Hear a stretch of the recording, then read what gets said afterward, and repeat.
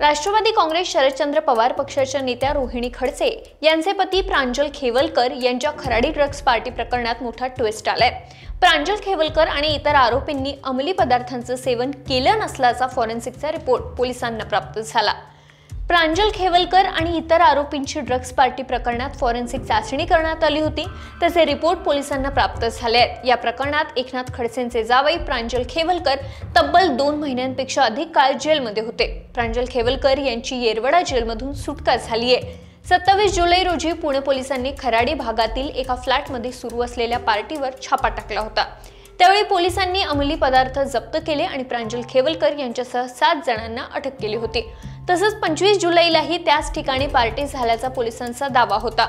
खेवलकर यांच्यावर आरोप होता की त्यांनी अंमली पदार्थाचं सेवन केलं, परंतु याबाबत ठोस पुरावे न मिळाल्याने त्यांना जामीन मिळाला होता। मात्र आता त्यांच्या फॉरेन्सिक अहवालामुळे या प्रकरणात नवं वळण आलंय।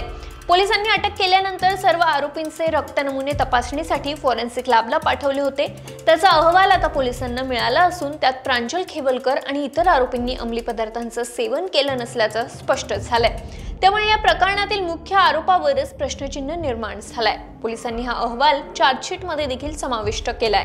तो न्यायालयात सादर करण्यात आलाय। फॉरेन्सिकच्या रिपोर्टमुळे या प्रकरणात नवीन ट्विस्ट तर आलाच, पण तसंच प्रांजल खेवलकरांना अडकवण्याचा हा कट होता का असाही प्रश्न निर्माण झालाय। तुम्हाला काय वाटतं, प्रांजल खेवलकरांना अडकवण्याचा प्रयत्न होता का? आणि असं असेल तर तो कुणी केला? आम्हाला कमेंट करून सांगा आणि सरकारने आम्हाला सबस्क्राइब करायला विसरू नका।